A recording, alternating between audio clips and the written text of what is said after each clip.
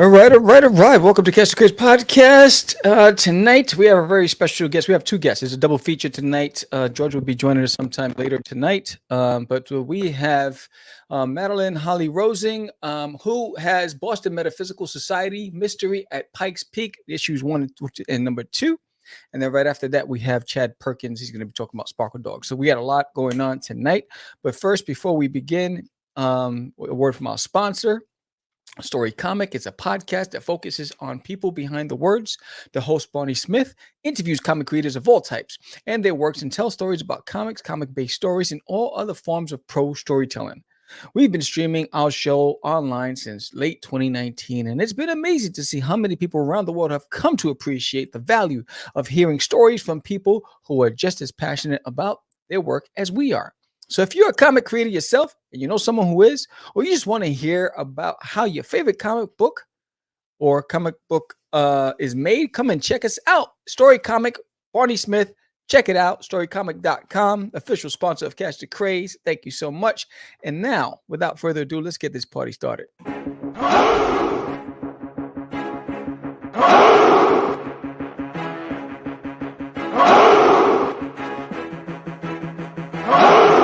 We are the only show for independents all around, giving you a platform to spread your word all over town. Catch the Craze is the place to promote to your fans with the dream of Medina and Sam the Crazy Man. Subscribe to our show and never miss an episode. It's time to get your mans, listen to us on the go. Updated every week, we never miss a day. Join the squad, come on in. It's time to catch the craze. If you are an independent, catch the craze. Making moves on your own, catch the craze. On your grind in the streets, catch the craze. Join the movement, catch the craze.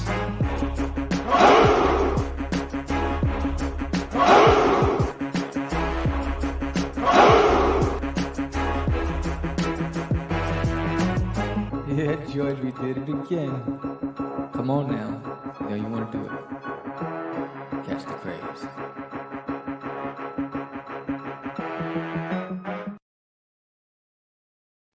Welcome to Catch the Craze podcast. I'm your host with the most, Sam the Crazy Man Vera. And George the Demon Mordino will be joining us very shortly. But until then, we have a very special guest, like I said early on. Boston Metaphysical Society Mystery at Pikes Peak 1 and 2 on Kickstarter, on fire. You can't stop this. The fire department can't do nothing to stop this. So we're going to get this party started.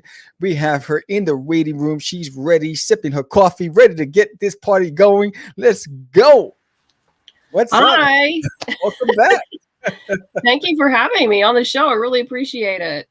Oh, anytime. Welcome back. I mean, you're killing it just as always. You seem to have this magic streak going on. But before we talk about your campaign, what have you been doing since the last time we've spoken? Oh my God. A lot. I don't know if you know, but I've also wrote a series for Lady Mechanica. Wow. Yeah, I turned, it was a 4-issue miniseries. It was originally going to be 3, but they said, let's make it 4. And I said, okay. So yeah, I turned that in a little while ago, and Joe is doing the art on issue 1.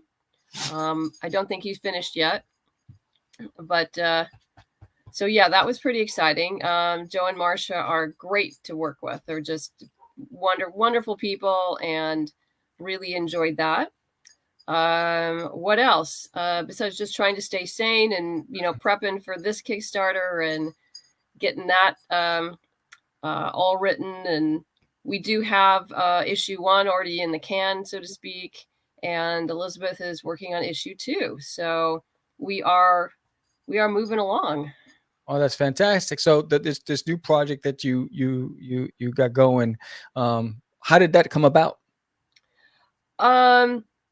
Well, at the end of our last one shot, the Book of Demons, I kind of left it open-ended that, well, the team needed to sort of get the hell out of Dodge. They needed to get out of Boston because otherwise Caitlin and Alma were going to be arrested for sedition and forming unions. And so, well, Tesla owed Granville a favor, a really big favor. So they got on an airship and headed out to Colorado Springs. Wow. And why Colorado Springs? In the actual history, during roughly that same time period, Tesla did have an experimental station out there, and he was working on wireless technology and a number of other things. And so it was nice to be able to, kind of mesh the fictional with real historical and get them out there. But also it was great to get them off the East Coast, because it brought the team outside of their comfort zone, and me as well, because I was very used to writing, East Coast, right, and bringing them out west, where they're introduced to a way of life they'd never seen before, and also other politics of the great houses, and readers get introduced to other aspects of what I call the great states of America, right, that you don't see when you're just on the East Coast. So, in bringing in a new character, Mai Wei Chow, who's from the Great House Chow from California. So one of the things I do differently from American history is, I don't know if you've ever heard of before, but many years ago we had the Chinese Exclusionary Act, which basically we'd bring the men in to do, the menial labor, but wouldn't allow their families. right. Well, I decided, what if that never happened? What would California look like? What would the power structure of California look like? And so we get hints of that in this story. Right, because they also worked on the railways. Yes, they worked on the railways. That's one of the reasons we have railways, is because of the Chinese workers. They worked in the mines. And so, it took, I forgot the name of it, but off the coast of California is essentially the West Coast version of Ellis Island. I'm tired, so the name kind of escapes me. And that's where a lot of Chinese were held for a long time before being allowed into the United States. Right. Wow. So what I find fascinating is that your passion for history, right? So what was it about Tesla, and what was it about history that really inspires your creativity? What is it about it? Well, it's not so much Tesla. Tesla's just a part of the history. I chose the late 1800s specifically because the whole world, and particularly the United States, was going through social change, cultural change, technological change, all at the same time. So there was a lot of upheaval going on. And for a writer, that's great because it's organic conflict. Right. Because all this new stuff is going on. The Boston Metaphysical Universe is very hierarchical and class oriented. And so, you have people who are trying to move from class to class, and, you have the banging of heads, when that happens, when certain people think, other people don't know their place. And so plus all the new technology that was coming on, and how we adjust as a society and culture to that. It's fascinating. Yeah. Listening to you, that in a couple of decades from now, someone might be looking back at this period of time, and could say the same thing. Right. Oh, absolutely. Right. Absolutely. The last decade, I'm sorry, I'm old enough to remember using typewriters and whiteout. So,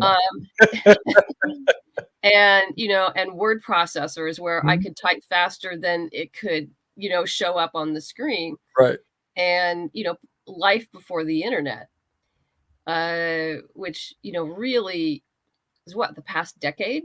Yeah, absolutely. It's really become integral to our lives. So, I mean, we have generations now who've never known anything but, having a phone that was a mini computer. Yeah. Your phone's a computer.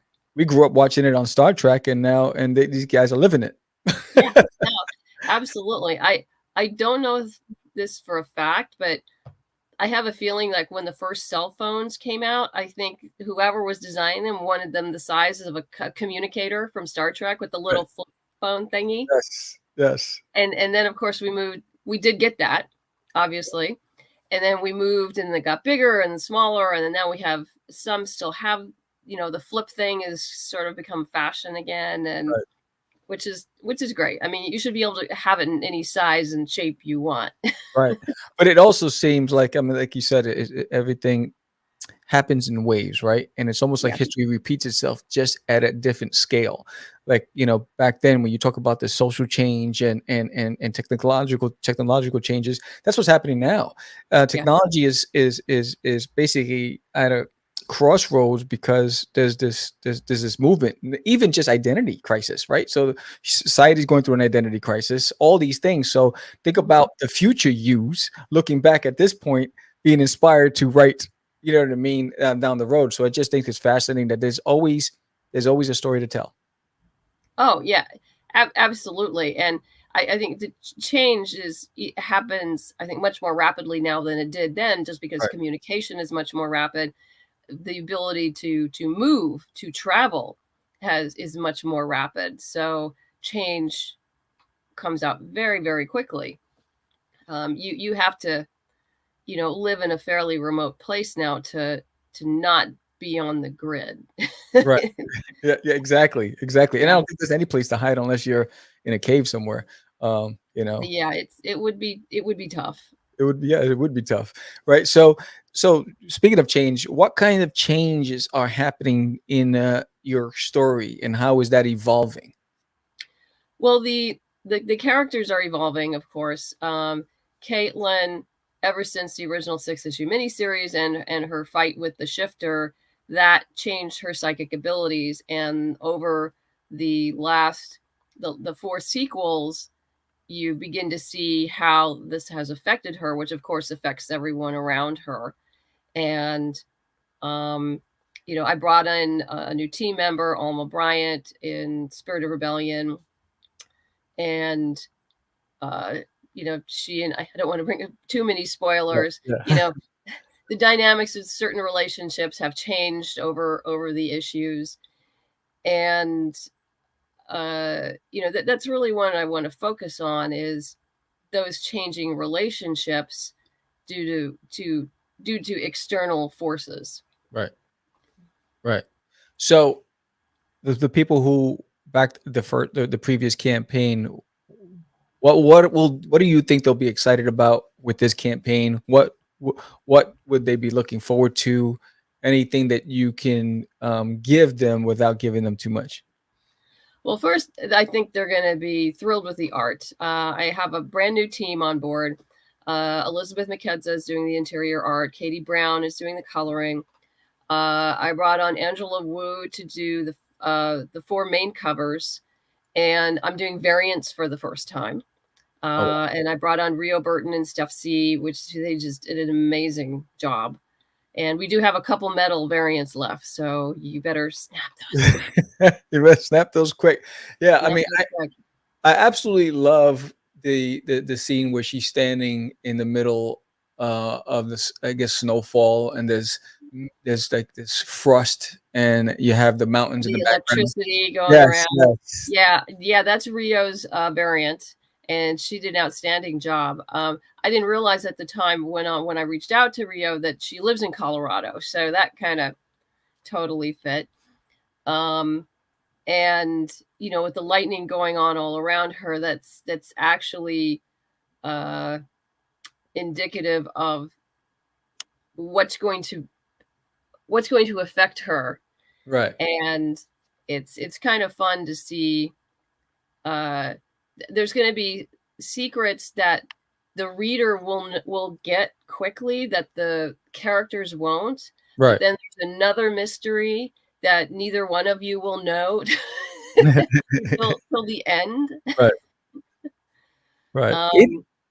It's fun because I'm beginning to tie in some of the other things. Like there's like hints from the audio drama, The Ghost Ship I did, and references to that, and references to a short story that I did called The Underground, which is part of anthology, and you actually later on I have that available as an add-on, on BackerKit.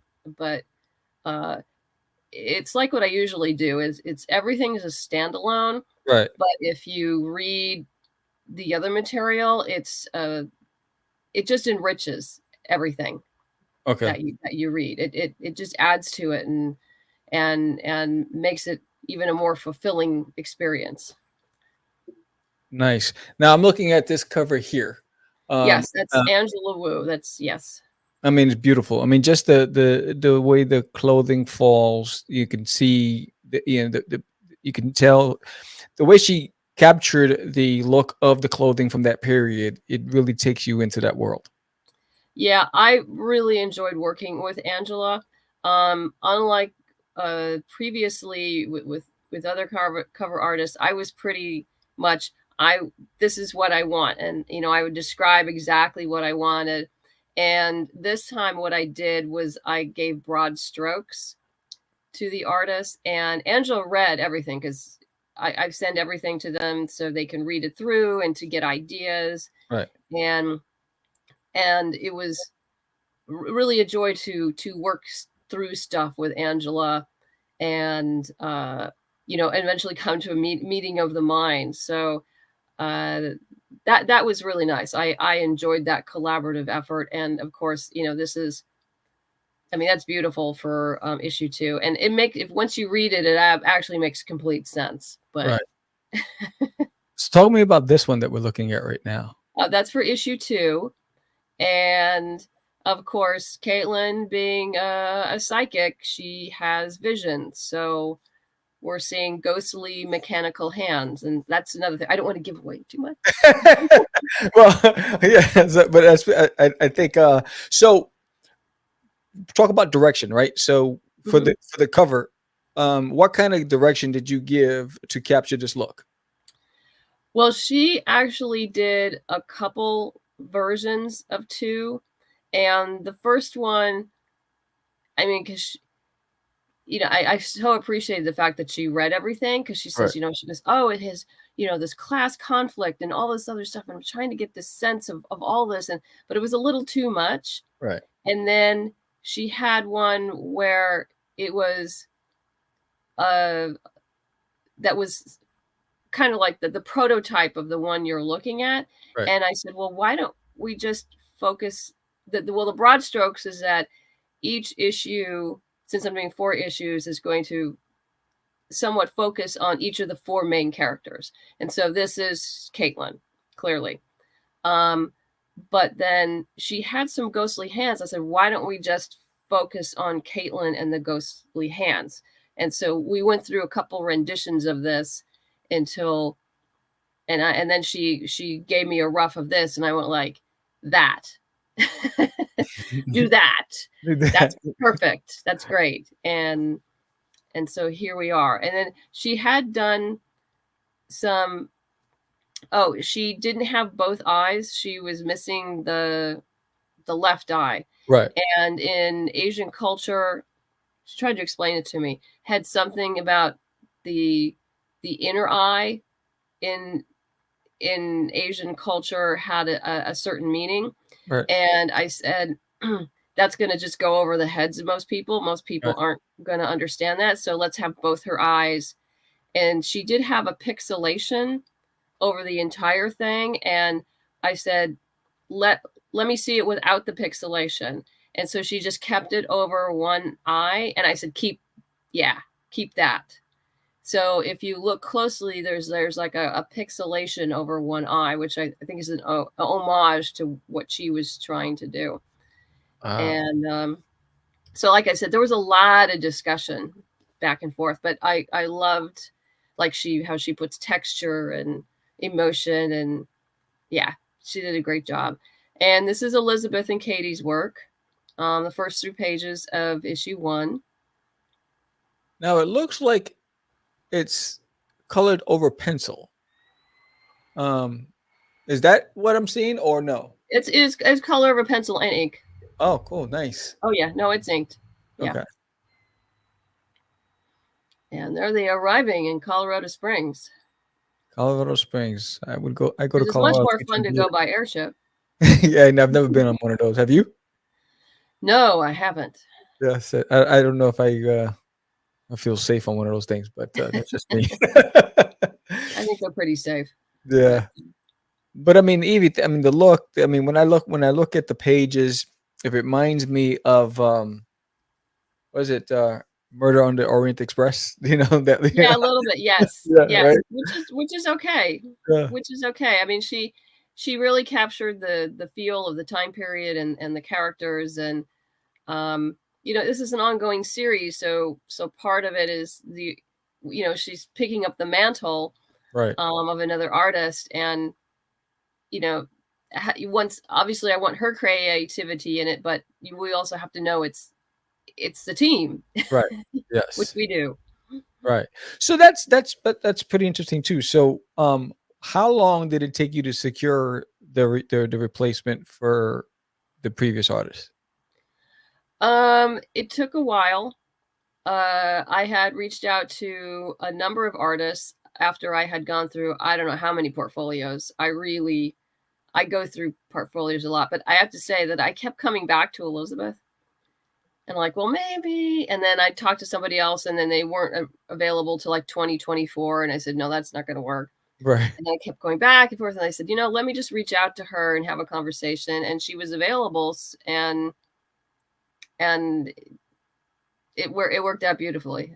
It was good that I kept coming back to her Right. and I need to remember that if I keep coming back to someone's like, Yeah. Trust your instincts.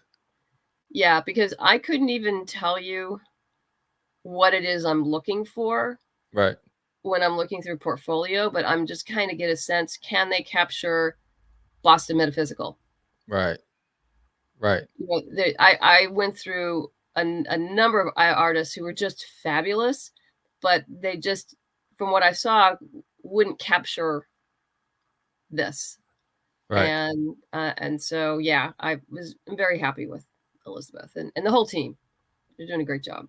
So talk about the variants. What was the trigger that sparked the interest in wanting to do variants? Because some people are on the fence about variants, some people don't want to do it, some people do too many. What made you decide to go with variants? It was primarily a business decision, but yet since I hadn't done variants before, I wanted to start small. Right. So I said, let's just do one for issue 1 and one for issue 2. Let's see how people respond, and go from there. Because I have had people ask me, are you going to do variants? Are there going to be any variants? And so there are people who love variants, and clearly they love these. So I'm good choice on my part. Right. I mean, absolutely. I absolutely love this cover on the novel. Oh yeah, that's Louisa Pressler did that. Oh, it's beautiful. A few years ago. Yes, absolutely gorgeous. Yeah, I mean the lighting, the colors. I mean the mood. I mean everything just works.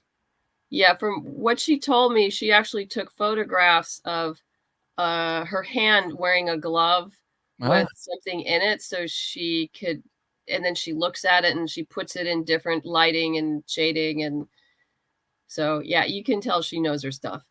Yeah. I mean, I was watching Alex Ross. His process is similar. He uses a lot of models and lighting and camera angles when he's painting his covers for DC Comics, and it's pretty sweet. Even this cover right here, I mean, look, it's beautiful. Yeah, that's Prelude's been out before. This is the second edition. I went in and I re-edited and it's reformatted, and the first cover was fine when it came out, but as all the other covers got better and better, it really failed in comparison to them. And I actually hired a studio to do this. Oh wow! And gave them instructions, and they did a fantastic job. So we've also had that discussion on the show where, going back and revising one of your projects. What was why did you feel that you needed to go back and revise it? Oh, well, like any writer, you want to go back, and many of those stories I had written quite a while ago, and they needed to be updated for changes I had made later. Right. Oh my God, punctuation, grammar errors. I mean, it doesn't matter. You will always find something no matter what, no Right. matter how fine tooth you go through them. But I wanted to give all those stories, several more passes and clean them up from the years past. And like I said, the cover just was not up to snuff anymore with everything else. So it was time. Nice. So what is the ultimate, where you said this is a series, how far in advance have you written the story? Oh, it's done. Yeah, it's done. It's a 4-issue miniseries. And I made sure I think it was done pretty much when Elizabeth started. And then I go in, and as art comes in, I rewrite dialogue, depending on the art and the layout and things like that, because I don't like covering up beautiful art. Right. Yes, and as an artist, that I'm sure that they appreciate that about you, right? So you have the 4 issues. I'm assuming that you're gonna do the following issues on crowdfunding. Are you gonna do a collected edition as well? Graphic novel? Yeah, a trade. Yes, eventually. Okay. Eventually, yeah. Eventually. Okay. I'm not sure when. My hope is to run a Kickstarter in the fall for issues 3 and 4 to, so people get a complete story in 1 year, which would be really nice. But it really depends on how far Elizabeth is. Okay. Because I want 3 to be done and we into 4 before I launch that. Right. Just because I don't like people to wait too long. Right. But yeah, if for some reason that's not going to happen, she's not going to be, because I like to launch no later than like October 15th ish, because I don't want to run over into the holidays. Yeah, smart. So if it's not where I'm comfortable where it is, then I'll push it off till early next year. Fantastic. But yeah, it depends on the timing, and that's my hope anyway. Right. So now, have you done any book signings? Do you have any plans this year? Any place people will be able to meet you in person if they wanted to get a signed copy directly from you? Like, what are your venues, and where can they get the books outside of crowdfunding once the campaign's over? Well, hopefully these will be in by San Diego Comic-Con. Cross fingers, so I can start shipping. Then, if they are, then I will have it San Diego. Then if not San Diego, I will be at Baltimore Comic-Con in September. Also Rose City. And I'm waiting to hear about New York. I'm trying to think I have to look at my schedule. Yeah, that's for when they will be ready. Yeah, it would be Baltimore and Rose City. But of course, once it goes out to Kickstarter backers, it'll be available on my web store. Nice. So, as a total, how many venues or conventions you're doing this year? Let's see. I just finished WonderCon.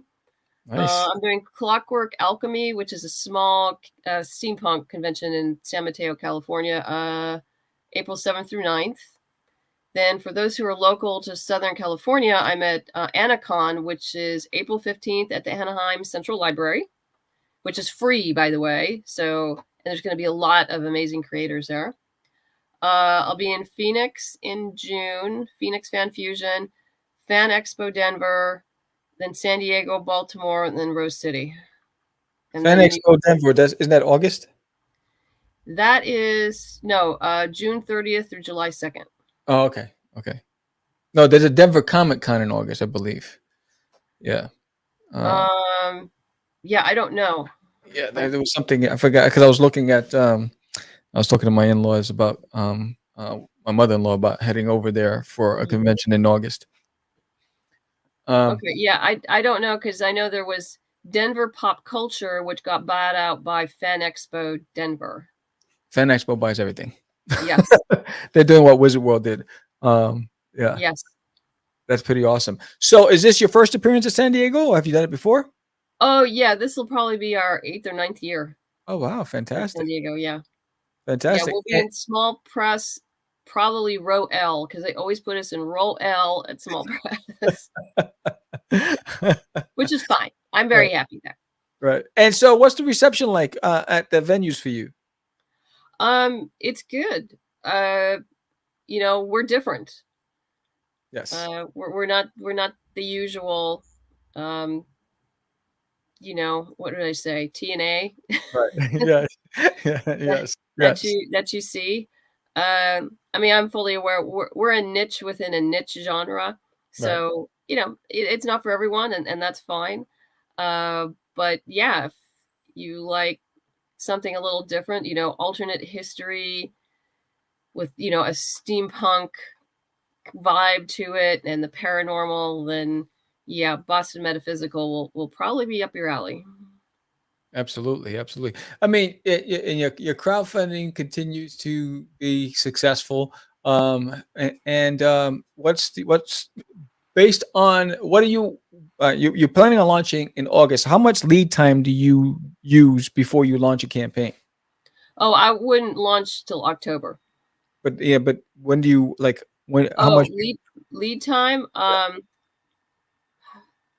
I guess it depends on where we're at in production. Right, Um, Often if it's a new series like this, this was like a year ahead of time, right, and it's not like I'm full thing on Kickstarter. It's like getting little things done, heading up to it, making sure updates, people know about that it's coming. If there's any little snippets of art to show, and then about 6 weeks out, I start reaching out to people like you to get on the show. right. So, you've got room for me. I know you have schedules too. Yeah, but you're always welcome on the show. Thank you. So now this book is done. You also have that other project that you worked on. Is that completely written as well? The Lady Mechanica? Mechanica? Yes, yes, that is written. That is, well, the first drafts are handed in. And what Joe does is he does the art and he does whatever Joe wants to do because he's Joe, Right, which is great. And then it comes back to me to flesh out any dialogue because the way they like it written is more like a screenplay format, right, not a comic book format. So right, he does his own paneling. So I'll need to go in and revise dialogue and add and do whatever I need to do to finish it up. So basically, like the first layer is done, but I have to wait for him to finish to go in and do the final layer. right. So now, how did that partnership come about? Uh, Sort of kind of by accident, I think. Someone had posted, I don't even remember who, on Facebook Hmm. about, hey, they knew some people who were interested in writers and they weren't saying who, but, just list your stuff. So, oh, what the hell, I'll throw it up here. And I think Marcia saw me listed there and she probably went and looked, knew who I was, found out who I was and emailed me and said, would you be interested? And of course, the answer would be yes. Right, And so I said, why don't we do this? Why don't I send me all of your stuff so I can read it? And no, I hadn't read Lady Mechanica and before, and that was very specific because when I was first starting out, I didn't want it to influence my story. right, But we were so deep, there was no way that could happen anymore. right. So I read through everything and came up with 3 ideas for them. And I said, here's 3 ideas. Tell me what you like, don't like, whatever. And they said, we like all 3, but we like this one. It's called The Secret Garden in particular. And I'm going like, are you sure you don't like this one better? They said, no. We went.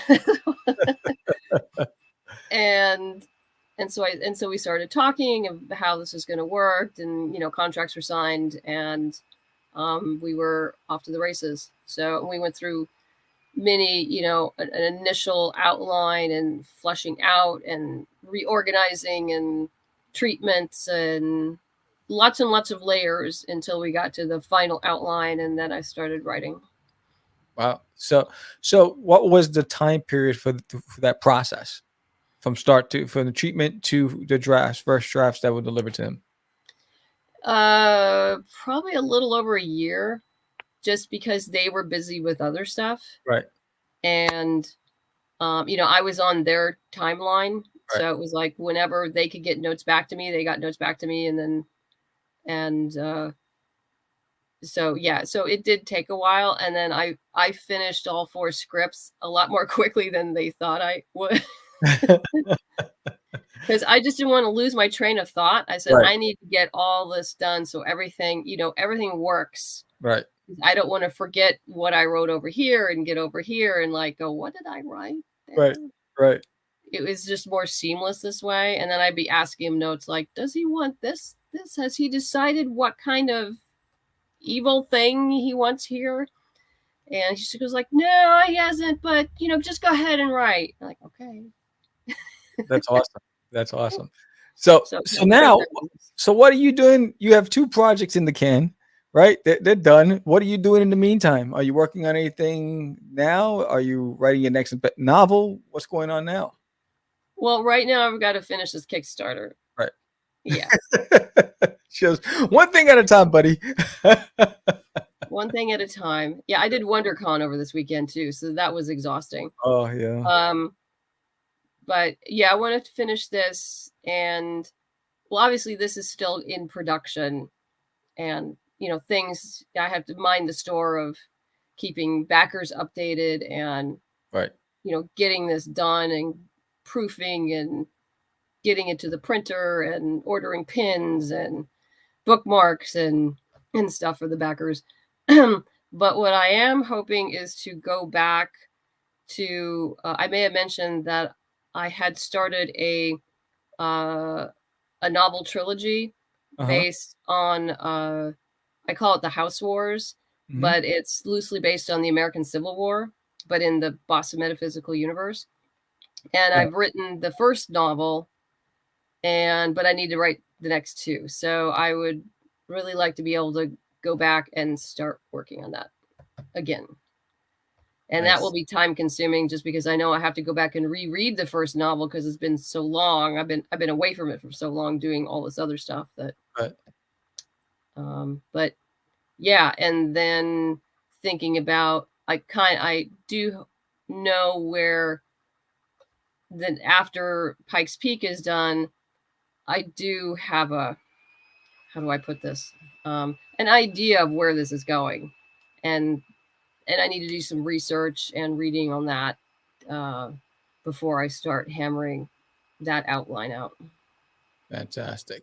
So now we're at the stage where I'm going to give you the camera and you're going to deliver your elevator pitch and let everybody know why they need to come back, or if they've never heard of it, why they should back it. So let's get you going. Let's remove myself solo.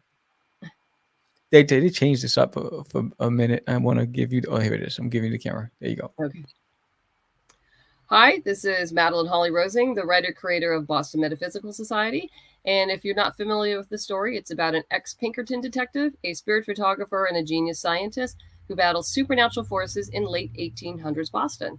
We currently have a Kickstarter called Mystery at Pikes Peak for the first 2 issues of a 4-issue series that is on Kickstarter. It ends on the morning of Friday, March 31st. So that's 11 o'clock Pacific Standard Time. So don't forget that. Please come and pledge. We have already made 5 stretch goals, so there's lots of goodies to go around for everyone, whether you pledge to a digital or a physical package.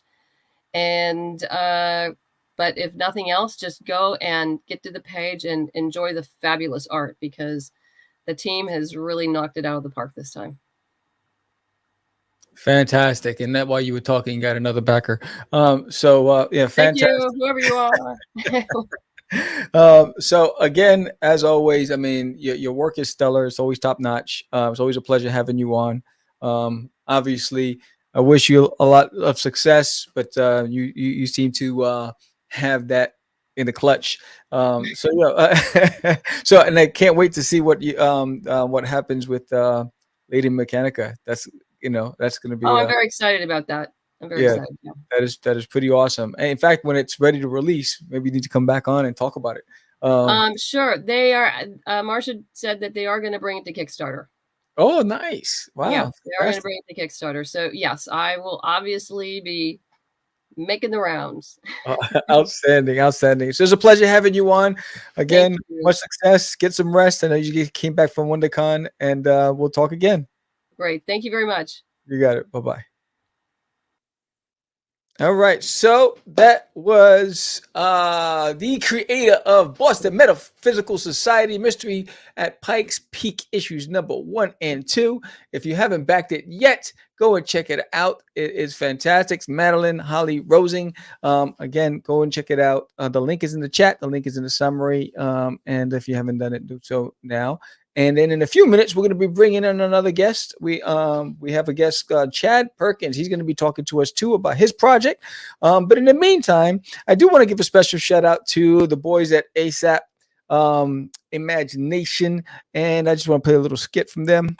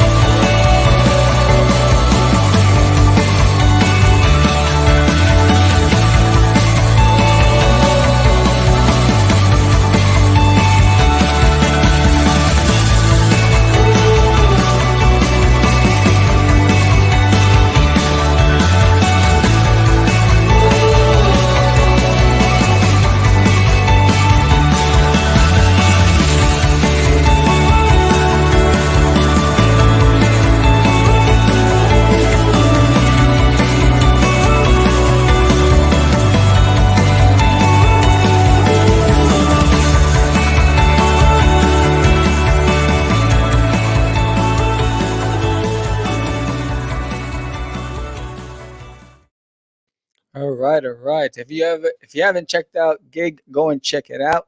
If you don't know what's it about, hit up ASAP Imagination. Whether they're on Twitter, they're on Instagram, they're on Facebook. Go and check these boys out. They're doing big things, lots of things. They're looking to take over the world anytime, my brother. So you want to be a part of that. A lot of great stuff going on there. But I want to remind everybody next Tuesday, man. Can you believe it? Next Tuesday. Are you going to be here next Tuesday for the launch of the first official full color graphic novel for There's an Alien in My Toilet? Are you going to be there? Boom. Have you signed up for the launch of There's an Alien in My Toilet volume number 1?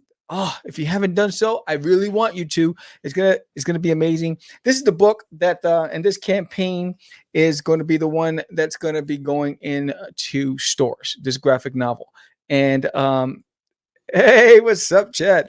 So this is the one. This campaign is really to get this printed, but also to get the barcode and everything to get it into the stores. Much appreciated. I feel the love. It's exciting, but I also want to share with you guys the fact that Duty is also available as a comic strip with A Kid in a Comic. If you go to akidinacomic.com, it's a newspaper. So it's a newspaper that's just geared towards comic strips. And there's about 30 different comic strips, plus the newspaper is filled with activities, puzzles, and games. It's a family-friendly newspaper. Remember the old days when we used to get newspapers? For some of you who never even seen a newspaper in your life, you youngins out there, Sunday mornings, the Daily News would deliver the paper, and it would be the Sunday Funnies, right? So the kids, I ran and I picked up the comic strips. My brothers would get the sports section. I did check it out. I did check it out when you brought it up, and wow, yes, man. Thank you, sir. I am Sam. I am. And so it is. I grew up with Garfield and Charlie Brown, and was it Hagar the Horrible, and so many different comic strips. Even Spider-Man had a comic strip in the papers.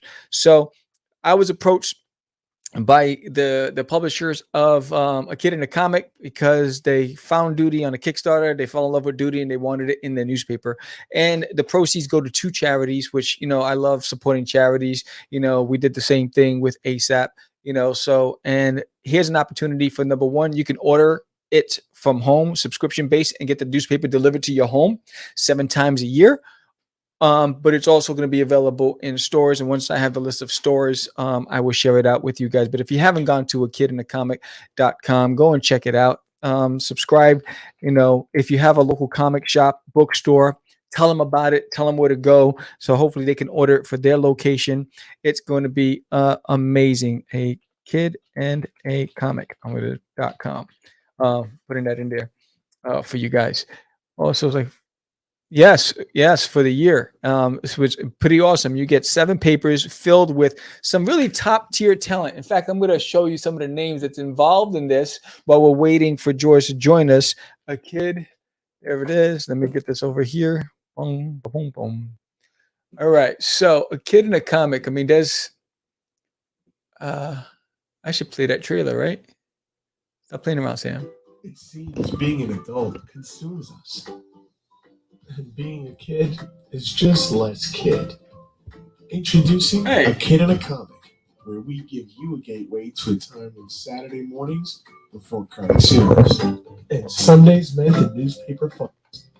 Kid Comic is a subscription-based newspaper. That's right, a real newspaper delivered to your door and your comic shop, filled with nothing but comic strips. Some of your favorite comic book artists have gotten together to tell their own stories with original art in this all-new creator-owned format. Just so you know, our heart's in the right place, a portion of every subscription goes to the Hero Initiative and Inkwell Award Scholarship. Do you collect comics? Is this your reaction when your new book gets a little crease in it? Well, I think your 10-year-old self has an opinion of that.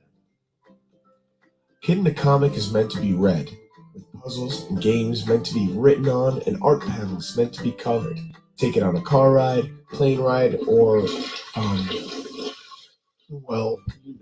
Duty! Side effects may include uncontrollable laughing, smiling, spooky scares, and unexpected need to watch cartoons. A Kid in a Comic Inc. is not responsible for repercussions resulting in childish behavior, excessive reminiscing, or antics your old body can no longer handle. Yeah, so there's change is always I gotta stop this. I'll stop it. I think we can agree not all change is good. Not all change is good. I heard that already. All right. So if you want to know about or the artist involved, just look at this list right here. If I can get this going. Oh, there's the Dreamer. I see him in the background. Hold on 1 second. I'll bring you in. Just trying to get this popping. This is taking forever. Oh, Safari won't work. What the heck happened? All right, technical difficulties. Here it is. There it is.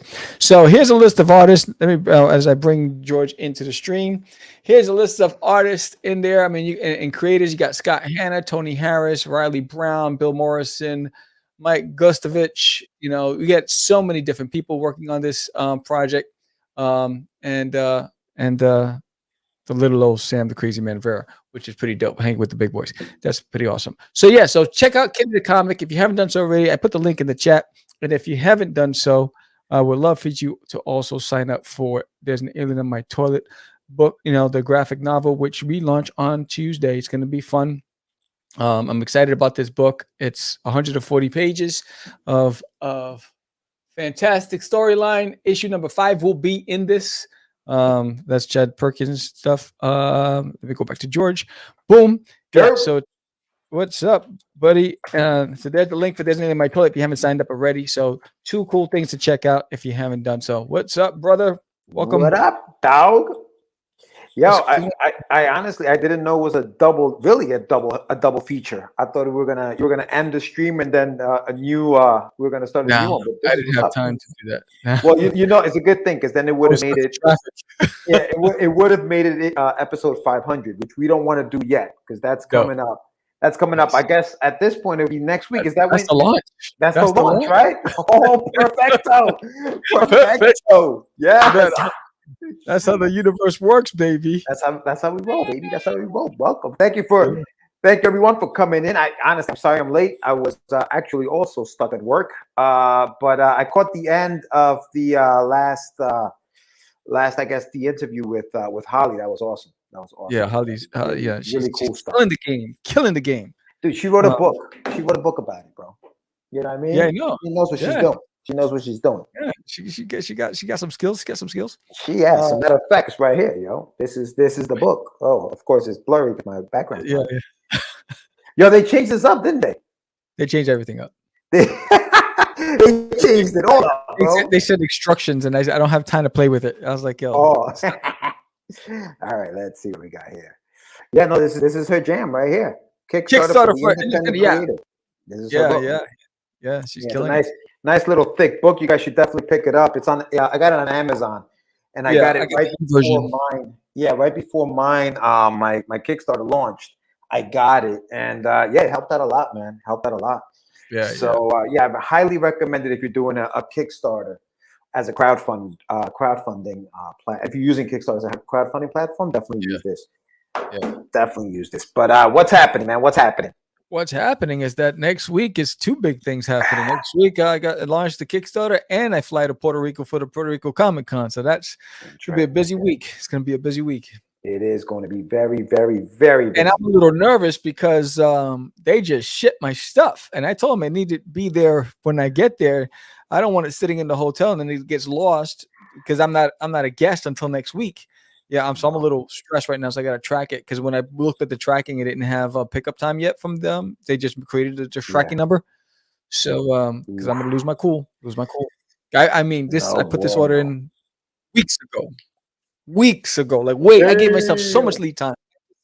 Whatever you do not print it until we get closer and ship it to where it arrives on this day. Yeah, I gave him plenty of lead time. Wow. So I'm a little stressed. A little bit. Yeah, that's what happens, man. These out of town conventions. But check out this mega sticker. What the hell? This is a mega sticker for Puerto Rico Comic Con. It'll also be available on the Kickstarter. But this is now I'm going super size. I'm going Big Mac style. I mean, dude, they say everything is big in Texas. I guess they're actually correct. Jeez, that is a big sticker. That's a big sticker, sir. Yo, big shout out to 706 subscribers. Thank you very, very much, everyone who has subscribed to the channel. 706 of you guys and gals have subscribed. So thank you very much. Road to 1,000 continues. So hopefully before the end of the year this year, we'll get to the 1G mark. So let's see what happens. We're chugging away. I think I got like on the art channels like 416. I think. So that so it's 417. So that's moving nicely. So the word's getting out. We're attracting a lot of different talent, which is good. I'm excited about that. We got a lot of people reaching out. We're gonna have some logistics issues because with work, I will be traveling 5 weeks. In those 5 weeks, we have to pre-record ahead of time for some of these shows because they won't be live those weeks. So I have to plan accordingly. I've been sending out emails to reschedule a lot of the people who booked for those dates that I won't be available. So that's the hard part, is figuring that out. So we'll figure it out. We'll make it work, and we'll make sure that we spotlight you out there, you creators out there. I know you want to get down with the craze, and we want you to be down. And so, we'll do what we can to support you and get your word out. Yeah. Big shout out to the chat. Chat is popping. It's popping. Big shout out to Alice, Dog Pound Brown, Chad Perkins, ASAP, of course, our buddy Paul Hayden Hades is watching. So thank you guys for tuning in. We do have a second guest today, right? That we're going to be talking to. Chad Perkins. Chad Perkins, yes. Mr. Perkins. We're going to be talking to him in a few minutes. But the legend of Sparkle Dog. Let's do this. But what about a little get your mad segment? What do you think, Sammy? You want to talk about it? I don't have an image, but let's talk about it. Absolutely do, because you haven't checked your phone. However, Oh, I've been too busy interviewing. Yeah. Where did you send it to? Right. Wait, while I was interviewing? Yeah, you did. While I was interviewing. That's why. But there, anyway, regardless, let's do this. Hold on. Anyway, tell them about your hair or something, man. Tell them about my hair. Well, listen, if you guys haven't done so yet, please check out at Get Your Meds on Instagram. Check out my website, getyourmeds.com. And I'm gonna have a lot of announcements that are coming up. I'm not ready to make them yet, but there are some big announcements coming up for the end of the year for what I'm doing. But also gig. globalindiegroup.com. Check that out. If you have a comic book that you are working on or any project that you're working on and you need an artist or writer or editor, go to globalindiegroup.com and you have access to all of that on there. So check it out. They were the sponsors. I saw the video. Yeah, that was awesome. So so make sure you check that out. And yeah, that's about all I've got so far. I'm also working on a story with my man, Mr. Paul Hayden, called Whole, which I'm going to be working on as the writer. So big shout out to that. And let's talk a little bit about our topic for today, Sam. Yeah. Uh-oh. I know.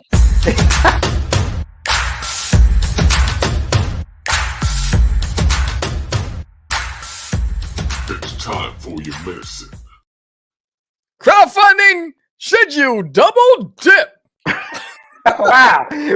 Put some bass in that voice. Should you be double dipping? Now listen, Sammy, you've double dipped. And for those who don't know what the heck we're talking about, we're talking about double dipping. We're talking about double dipping. Whoa, easy. When we're talking about double dipping, we're talking about running one campaign on two crowdfunding platforms. In other words, Sam, I think you did it for, what was it? Forbidden, right? Yeah. So you had Forbidden running on Kickstarter, but you also had it running on Indiegogo at the same time. Indiegogo was a no. Yeah. Is that something that you recommend? So you're saying don't double dip. I think if unless you're Holly-Rosing, where you have hundreds and hundreds of backers, and you have name recognition, I wouldn't bank on it. When you're at our stage, no. It's too risky. It's too much stress. It's stress you don't need in your life. It's, what I'm saying, because you're trying to run two campaigns. You're trying to commit to two different groups of people. And all you're doing is stressing yourself out. Focus on one and put all your energy into driving traffic to that one.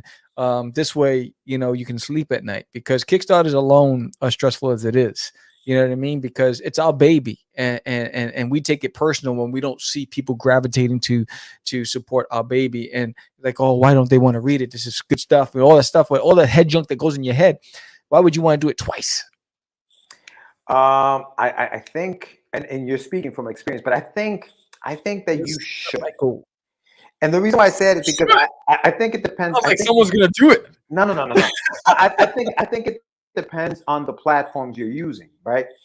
From what I recall, Kickstarter and Indiegogo don't really like to share, right? So they force you to do different things on each platform. So for example, you can't offer the same cover that you're offering on Kickstarter on Indiegogo. Right off the bat, they're making it harder. I know what I'm saying. That's what I'm saying. No, but they make you do that. So these are the type of things that they make you do it. So obviously, it's gonna create a little bit of stress as the person putting it together, because you're like, damn, dude, I just want to put this on two platforms and let it rock.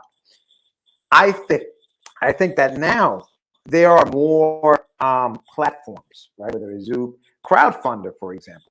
Crowdfunder allows you to put the same exact campaign you have on Kickstarter on crowdfunding. And now you can set a flexible goal on Crowdfunder, and you can still do your fixed goal on Kickstarter. Now, what happens is Kickstarter already has its people. It already has its thing, right? Some people like it, some people don't. But when you're promoting your stuff, okay, and people don't really understand, some people still don't understand what crowdfunding is or what Kickstarter does, but they do understand pre-order. The word pre-order, the term pre-order, I think people understand. And so if you say to them, hey, go pre-order my book right now on Crowdfunder, they are more likely to say, oh, pre-order. Okay, that's like shopping online. I can do that. And so they go there. while you still do what you have to do, which is what we have to do every 30 days, promote the crap out of this thing and say, hey, Kickstarter people, it's on Kickstarter. Go get the next issue. So I think there is a way. Should you? I mean, if you want to. I mean, a Kickstarter crowdfunder is stressful anyway. But I think that there are ways to get around what happened, for example, with Indiegogo, because Indiegogo is tough, bro. Indiegogo is a tough cookie to crack. I mean, some people they have a huge following on there, but I think now with the options, I think it's doable. You can do both. Am I going to do it? No, probably not this year, but I'm thinking of. I think Aníbal, our buddy Aníbal Arroyo, he's going to double dip this year. So we'll see how that goes. I just think, I mean, it's like having your book in different stores. You don't get. I think if you have a team where you can distribute, responsibilities, like everyone says, all right, look, we're all going to hit this, and we're going to, when you're, I think, it's hard. I know from experience, it's hard when you're solo trying to promote on multiple platforms. It's too difficult. On top of, you're creating your own stuff. You're doing a podcast. There's so many things going on. You got a family. It's just too much to even. And then for me, it's confusing. When you post, how you post, then you're gonna have those cats out there. It's like, oh, this guy's always spamming and this whatever. So it's like, you know what? I'm gonna stay in my lane. I'm gonna build. With duty, I'm just going to continue to build that. Now, I might not, like Forbidden the graphic novel, I might be taking that to crowdfunder because of all those things you talked about with crowdfunder. It just makes it seem easier. I'm not sure yet. I'm on the fence right now. So, but will I do two? No. If right now I just, based on my experience, I don't want to do it again. Yeah. Someone might have better experience than I did, but I didn't have experience. I think it's a team would be very helpful, obviously, but also I think the time, right? Because you need to have the time to do so. And if you're creating, like, in other words, I'm a writer, right? Once I've done writing the project and my artist has finished and completed it and it's done, I can go ahead and promote it, right? Promote it. If I want to promote it on both platforms, I can. As far as spamming, man, you can't worry about that too much. You're damned if you do, damned if you don't. Dude, like, you got to do what you got to do. You're trying to make. Yeah, I mean, I usually if we're friends. If we're friends on Facebook, bro, like, you're gonna see, and you're probably not even gonna see my post. So you can't worry about it because of the way the algorithms work. I guess some people may not even see what you're posting. Some people may see what you're posting 3 days later when the campaign is over. It's happened many times. Like, oh, this looks cool. Oh, campaign's done. I see people's updates. Oh, 27 minutes till the campaign is over. And I look at the bottom, or I look at the little fine line that says 3 days ago. And I'm like, oh, I missed it. Because it just didn't show up. So they were spamming. I don't even see.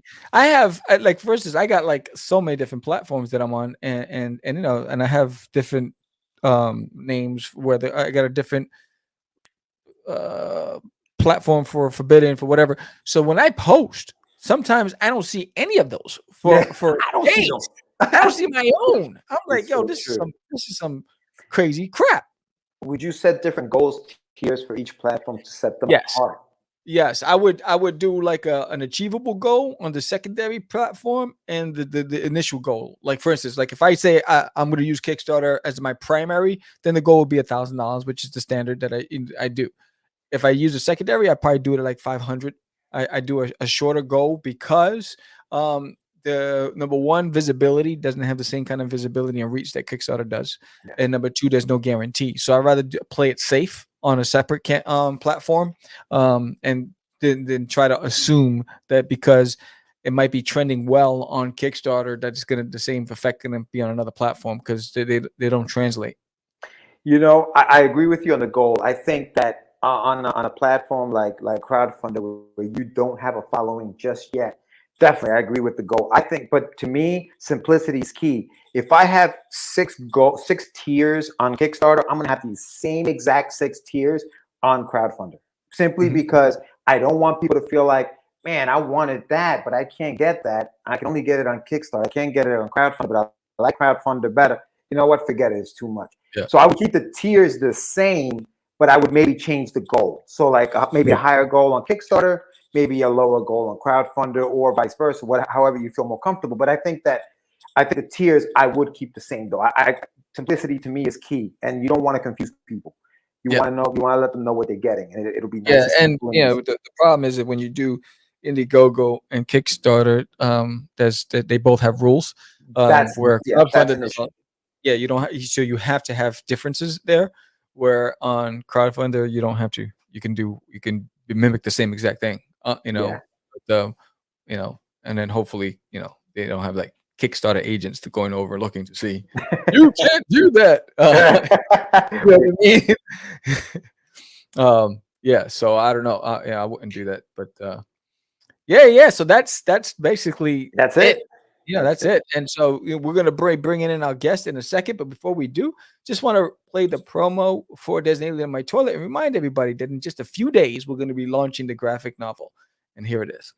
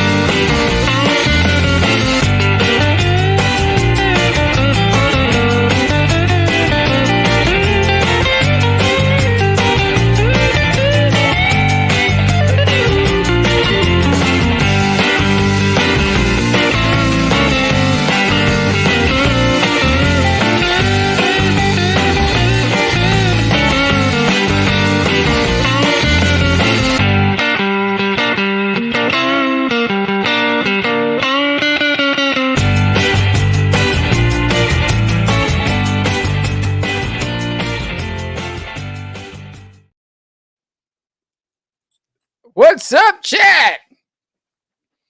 Oh, hi. Sorry, just popped up on the screen. Like, oh my god, okay, I'm here. Just jamming out to the Alien in My Toilet trailer. Hey, how's it going? Good, man. What's going on? How you doing, bud? Doing all right. Can't complain. I just been sitting here being a furry. I noticed. I was like, what's with the ears? Well, bro, I gotta get into character with it, you know? It's my book. I gotta promote a woo, bitches.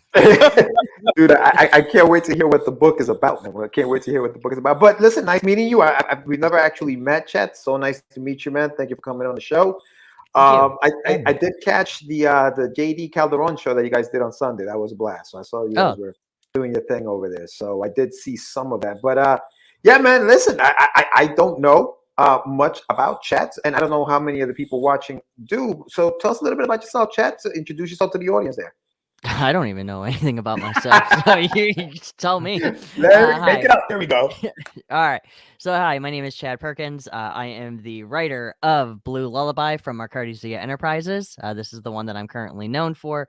And I am currently promoting my second IP through Haslam Productions, The Legend of Sparkle Dog Don't Say a Woo, which is currently live on Kickstarter. And I am also a part of the Indie Comics Network with Nita and C. Michael Lanning as well. So I do a couple of shows with them. We're having a Build a Comics workshop coming up next week. And Shots with Comics is currently on an indefinite hiatus. So, but I will be popping up throughout the ICN still. So that's me in a nutshell. Also, I'm an alcoholic. Yes, if the ears didn't say it. Yeah. So, Chad, where we're talking to you from? Where'd you grow up? What were you into as a kid? Oh, so I am. So unfortunately, I live in Michigan, and I have always been in Michigan. It's potholes and construction and snow all the freaking time. So I grew up in Wayne, and then I moved to Westland, and I'm currently from Ypsilanti, Ann Arbor area. So we actually just moved into a nice condo, my wife and I, in December. So we've only been here for a couple months. Growing up, I'll be totally honest with you. I was more into like a lot of the Disney stuff growing up, a lot of the gargoyles, Kim Possible, As I got older, I got into Inuyasha, Bleach, all the animes. Interesting thing, when I was with superheroes, I only knew Batman and Superman. My mom bought me some JSA toys when I was younger, so I had like Plastic Man and Impulse and like all those. I thought they were knockoff toys because I didn't know who the characters were. Dude, I can totally see that. I can totally see why you would think that, dude. Like completely. Yeah. That's cool, man. So you were into the whole Disney thing growing up. Is that like, were you drawing as a kid, or were you always writing, or were you doing both? I was always writing. Like I always enjoyed writing. I tried to draw, and I do a little bit like doodling and everything, but other than that, I've always been writing short stories. I've always had ideas to write things down. I love writing. Unfortunately, I love writing research papers and like other topics too. Yeah, so just me in a computer or a notebook, I'm always writing something. So that was always my kind of relaxer, and I decided to turn it into a half of a full-time job. So Do you use a lot of that research skill and ability for your stories? Like, do you do a lot of research when you're writing your stories? I do. Not so, and that it'll come into Sparkle Talk later. It's like, no, not at all. But with Blue Lullaby and also the current one that I'm working on with C. Michael Lanning as the artist, a lot of research has been involved with it. So the one I'm working on right now is a fishing story, and I love fishing. So I was doing all types of research on fishing and water and just like other stuff. And then Blue Lullaby, it's about child kidnapping. So I did a lot of research on psychological traumas. Cool. So yeah, it depends on what story I'm writing, but yeah, I usually do try to do my research. Yeah. No, one of my favorite writers is Mitch Albom. And I think he's actually from Detroit. I think he's like he's like a sports writer. But he also writes books, and he's got a book. Obviously, he's more famous for Tuesdays with Maury, if you ever heard of that book. Five People You Meet in Heaven. He's that guy, and he does a lot of research. He's got a new book out about strangers on a raft, and he did so much research, much like you, about water and what happens to the body in water when it's drowning and all that. So it's kind of your Google search must be very, very interesting on your computer with all of the searching that you're doing for a lot of your stories. Very much so. It's the fact that I'm pretty sure the police should have been called on me, and my wife should be concerned, but she's not. And also, there's a lot of corn on it too. But I'm a guy, so I digress. But no, like with the fishing story, I had a lot of fun researching just different fish. C is like reading all these facts in it, and he's like, "Is all this real?" I'm like, "Yeah, all the fish topics that I'm telling you are real." So it's actually, I always feel like with comics, you should at least do a little bit of research, especially if you're trying to choose a genre or like a particular topic. And I think that kind of makes it, one, you understand exactly what you're talking about, and two, when you come onto shows, you also know what you're talking about. I agree. Plus, it's also fun because you get to learn and discover new things, and you get new ideas from doing your research. I was just gonna say that, dude. Like, once you start doing the research, for example, you're doing research on fish, the name of a character could come from a fish that you discovered that you had no idea what that fish did. All of a sudden, you have a name for it. Oh, wow, that's a cool name. It works. Like little things like that totally make a difference when you're doing all this research. Yes, especially because I'm a sucker for pun names as well. So actually, both characters in my newest story are play on words and they all have to do with fish. But you're right, because then you can also turn like a scientific name into a name. Yeah. So you could be like, oh, photosynthesis. You can name him Synthesis or Photo or whatever. Whatever. Yeah, you can just come up with something. Absolutely, man. Absolutely. Yep. So tell us a little bit about the story that you currently are kickstarting, or the one that's crowdfunding right now. Tell us a little bit about the idea and how you came up with the idea, and then we'll go into what the story is about. But tell me about the idea. How did you come up with this idea for this particular book? Oh God! So it involved alcohol, a furry convention. Yeah. So I actually am a supporter of the furry community. I'm not necessarily a part of it, but I do support it. One of my buddies, he sells artwork there, and usually I will go and support him. I'm right down the road from the big furry convention in Michigan. So Motor City Fur Fest or FurCon or whatever it is now. So my artist Blake Mathias and I decided to go join our buddy to sell his artwork there at that convention. I mean, it's a weekend. Would you get a kill? We're gonna hang out. So Blake and I were sitting at the bar, and we were just having a good time. We were drinking. He was doing some sketching, and I go, "Hey, so do you ever think like when these people take off the masks, they like revert into like a reclusive state, but when they put on the mask, you notice that they're all energetic and happy and awesome and like different." And he's like, "So are you saying that their personality is the suit?" I'm like, "That's exactly what I'm saying." He's like, "Well, that's stupid." I'm like, "Well, hang on a minute." Hang on a second. Hang on. Hear me out. And then we started talking about how, what if you bought a fursuit and you put it on and it started controlling you and you saw the world differently, and just we were coming up with all these ideas. And he's like, "Okay, well, one, never talk to me about this again." And I'm like, "Okay, well." So, and then that's when it started to spiral into about 2 days later. You know, when you get and you guys know what I'm talking about, when you get that itch where you're like, "Ah, man, I really do got to write this story." I'm like, "Fuck, I gotta write this story." So, and so what I did is I told Blake, I'm like, "Hey, so I have the outline," and then it became a game of chicken. Like, "Hey, so I wrote a page," and he goes, "Well, I drew a character concept."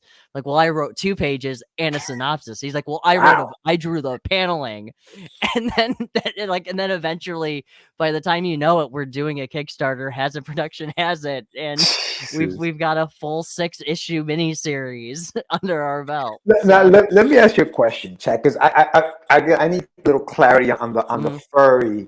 I guess what's the difference between a furry book and an anthropomorphic book? Nothing. Nothing. It's the same. Not Is really. it the same thing? Generally speaking, I mean, furry book, it kind of, at least in my opinion, has more of a fun atmosphere to it, where an anthropomorphic book is more of a serious tone, but that's going into stuff like Black Sad or Unnatural or those.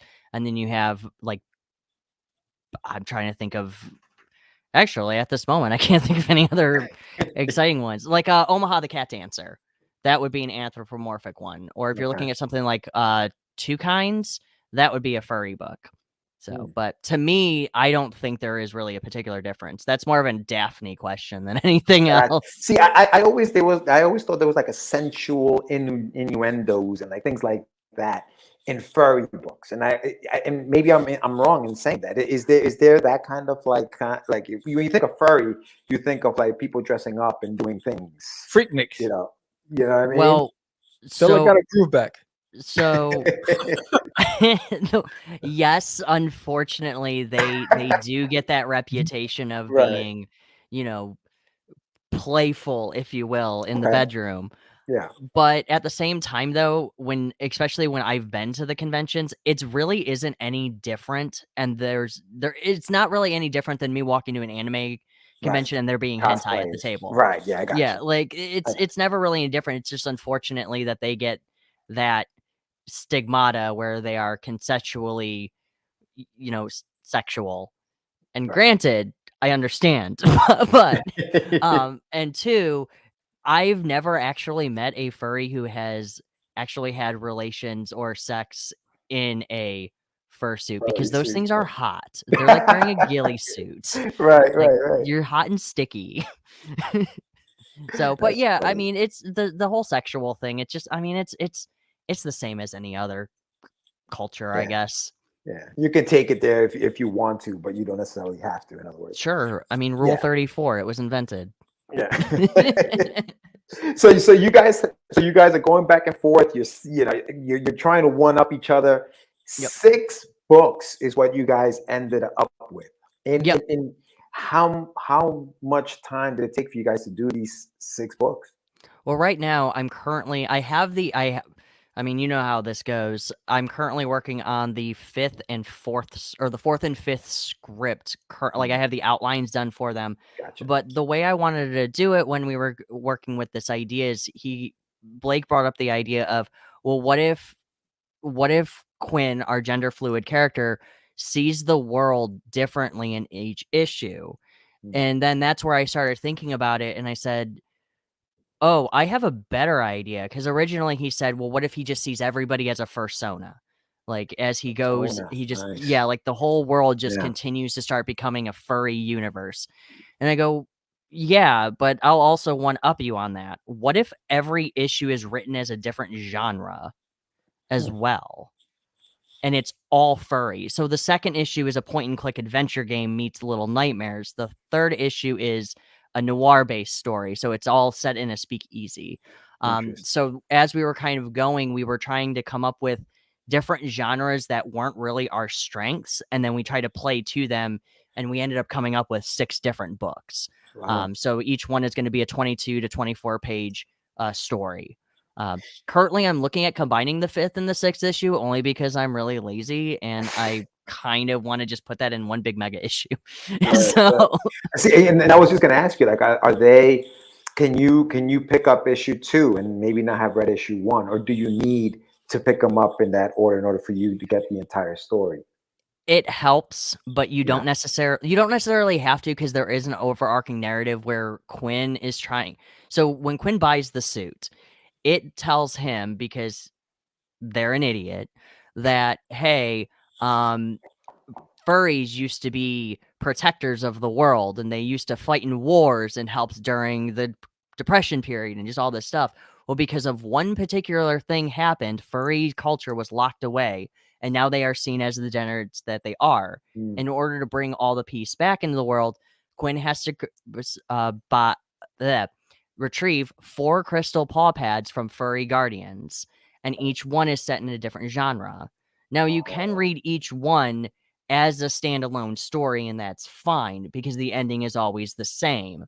And the beginning is usually introduction to another another genre. Right. But the overarching narrative is pretty simple. I mean, Yeah. it's even then the last 2 issues are going to pretty much fill you in with everything, but I would definitely recommend it because it is just really funny and kind of silly.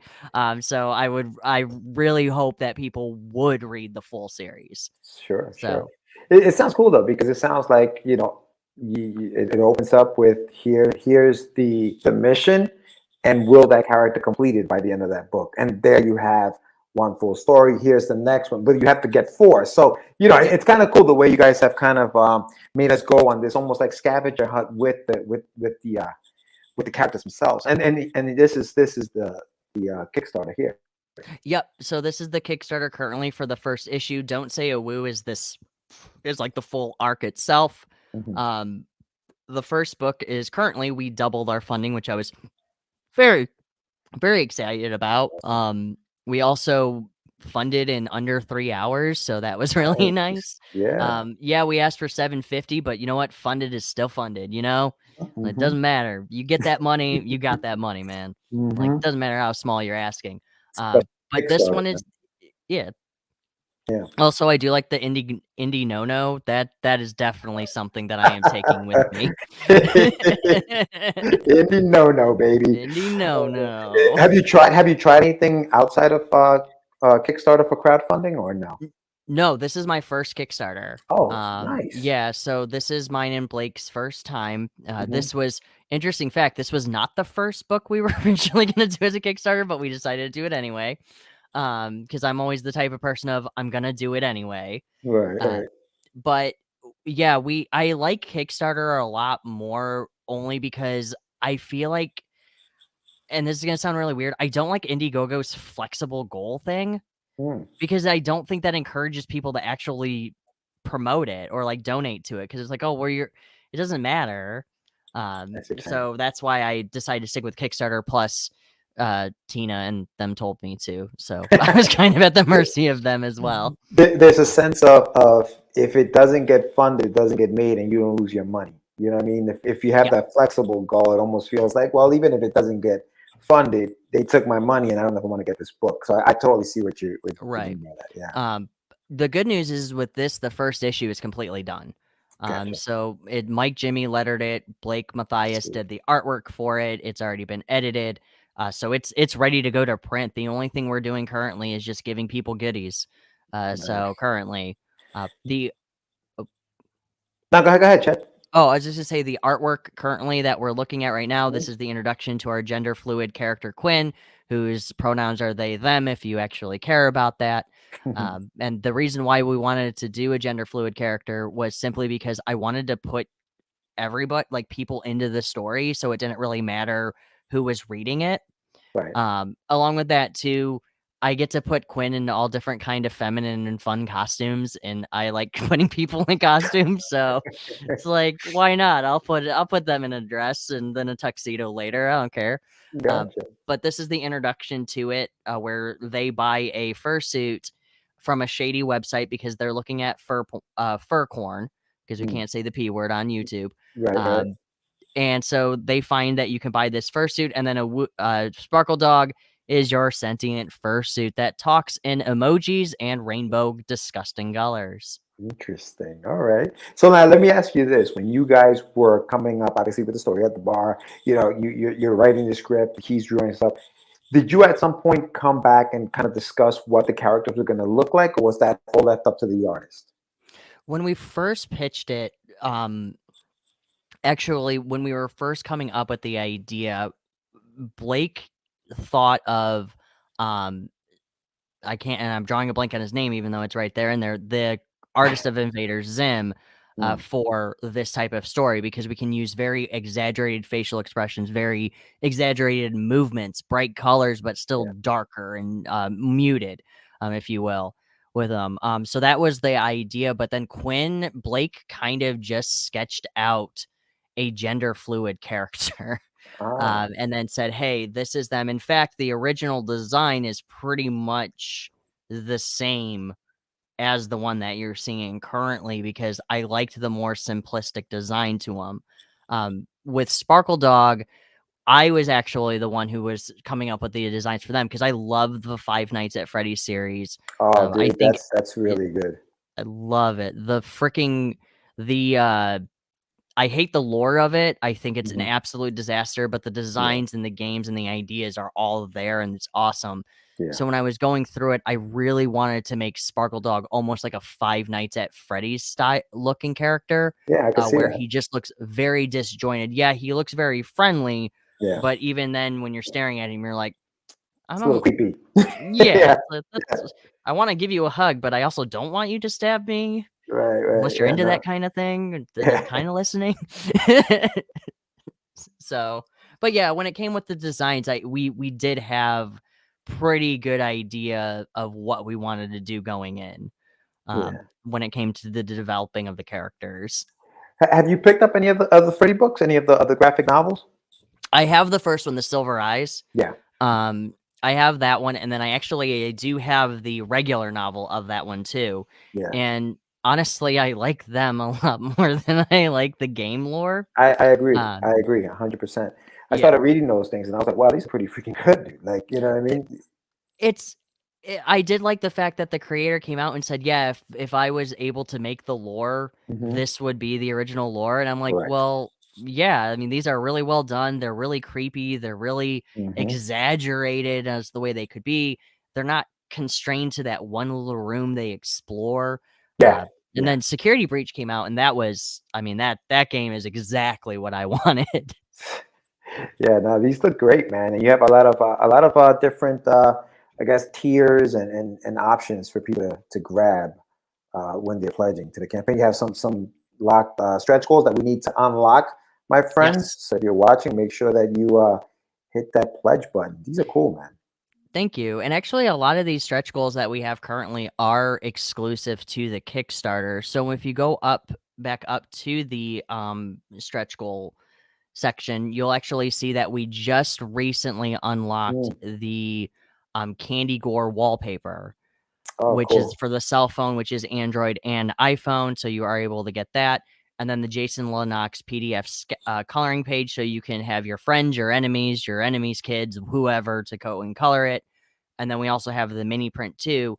But the Candy Gore wallpaper and then the next one, I believe, is the prototype sticker, are both exclusive to this Kickstarter. The Candy Gore, we actually didn't know what Candy Gore was until I'm a sucker for gore comics and like gore movies. Yeah. And Blake discovered Gore comics by accident. So then we gained the inspiration to do that. And I'm actually working on a character that's Candy Gore, but that's irrelevant. And then the Hey Friend prototype sticker is actually the first design of Sparkle Dog when we were fooling around. So that is going to be only exclusively here. Gotcha. And then the same thing with the backer goals that we have currently. We just unlocked the shipping label, which is kind of more of a novelty thing that we thought was kind of fun, is where it's the shipping label that came on the box that Quinn didn't read that explains pretty much everything. Oh, nice. I like that. Yeah, I like that. That's cool, man. It also does have a little bit of lore to it too, where it actually talks about the previous fursuit owner as well. So they're actually involved in it too. And then the next backer goal that I'm excited about, hopefully we get to it, is the instructions manual on how to take care of your Sparkle Dog fursuit, which I call it the Necronomicon. And everybody can hit me for that, I promise. Nah, dude, that sounds great, man. I like the thought that went into all of these you know, goals, stretch, you know, just all that stuff, because you do have to there's a lot of work that goes into these campaigns, man. Like it's a lot of thought that goes behind these things, and you guys have to actually put it in. Yes, that's good. It's one of those things that I've kind of learned lately, especially with me as somebody who backs quite frequently with Kickstarters. Yeah. You know when a Kickstarter is having fun. Like, you know, by the stretch goals, like, yeah, how many Kickstarters has trading cards in it? A million different ones. Yeah. How many of them have aliens in their toilets? One. Wow. I'm very excited for that duty trade paperback, dude. So excited for that. But when we were trying to come up with the ideas, of course we include stickers. We have you know, your standard variant covers and everything. But then when we were thinking about backer goals and just stuff that we could do, I go, well, how about for a stretch goal, I will give you the first script and the inks of Sparkle Dog. So that way you can take a look and see how our process is. Because I'm a sucker for that stuff. I mean, I will eat up inks and script format stuff for me. Like, you get it. You're a writer. You get it. Dude, I love that. I was just going to say, I mean, yes, we're used to seeing, you know, the art and all that stuff, but very rarely do we get to see the script. And I love the fact that you have a script for us to look, because there are so many ways that people are using to write scripts now, right? Like, you know, you can either do the Marvel way, which, you know, you just tell them, hey, this was going to go on a page, go have fun. Or you can do the DC way, where you panel 1, panel 2, panel 3, panel 4. Or you can just do the indie way and combine the two or whatever. So it's also so it's always fun to see what you're going to get from an indie book, right? So that's an exciting stretch goal. I'm interested in seeing the Thank the you. actual I script. appreciate So that. good job, man. That was well Thank done. you. Yeah. And then also too with the instruction manual, it's kind of like, it's just stuff that we've never seen before. But you are right. I do want to mention with the scripts, you are right. I always want to poke and see exactly how they write them. I don't want to see an Alan Moore script because I will not read it. It's like this thick for the first panel 1. It's this thick. Panel 1, 18 pages. There you go. Have fun. It's my life story is also included there too. But it is still Swamp Thing, I promise. Oh man. Oh, that you're so right, dude. When he released that, I was so scared. I always say when it comes to people creating scripts, when they ask me how do I write a script, I go, bro, there is in indie comics, experimentation is our oyster. And we talked about that with JD Cauldron's show recently, is indie comics, you can experiment on the way you do things. And nobody's gonna judge you for it. Right. Oh, if they're gonna judge you on the quality of your work. That's it. Exactly. That's the process. Right. It's not about. It's the fact that you made the book. Yeah. Like, it's more fun to tell you how you made, like, how the process is if people want to know. Because if you do it interestingly, people will listen.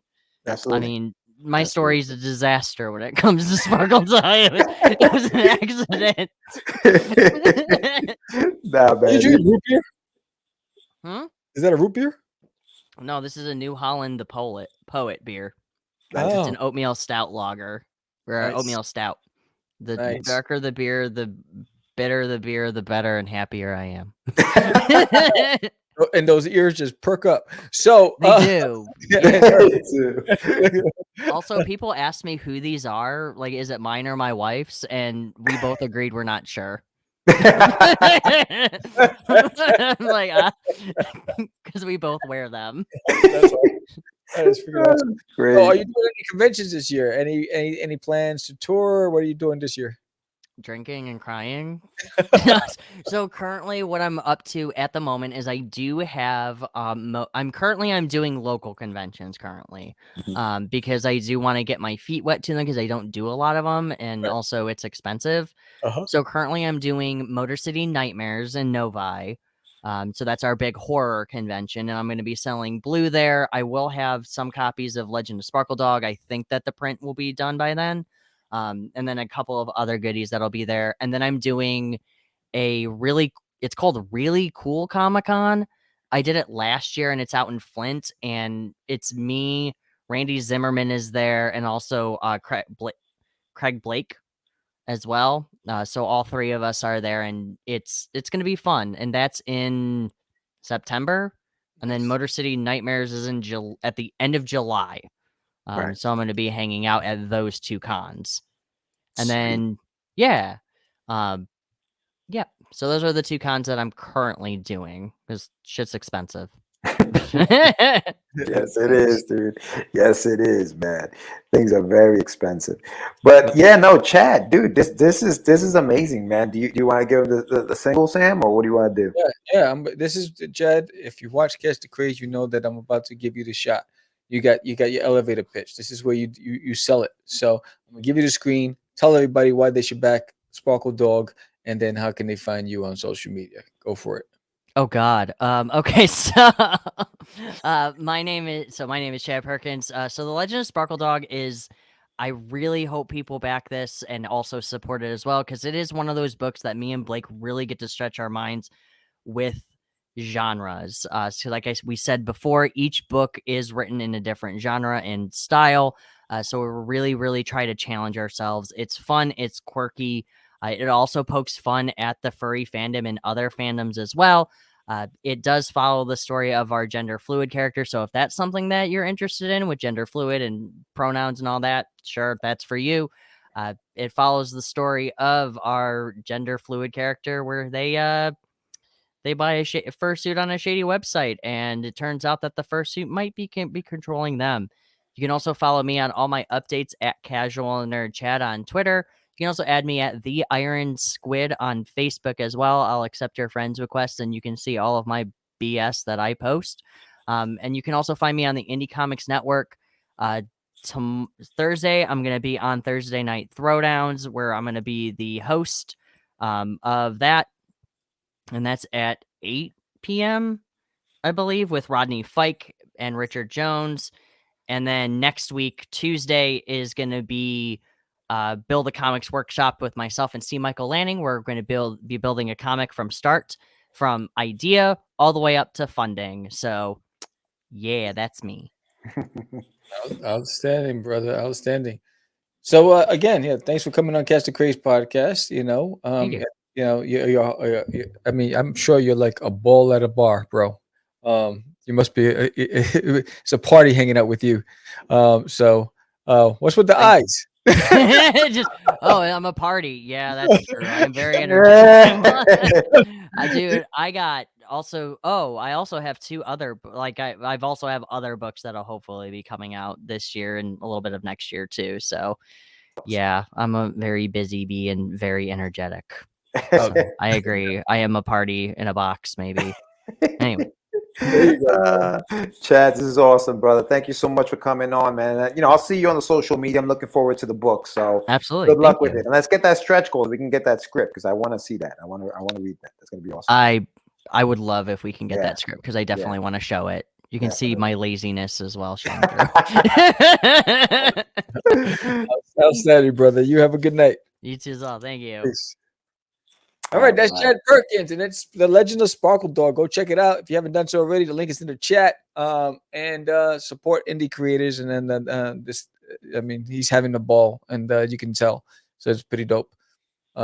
Yeah, two good shows tonight. Two good guests. Back to back. Job well done, Sam. Good job on the first leg of the trip. That was good. I know you're dying. I know it's been a long day. It's been a long day for me too. But thanks everyone.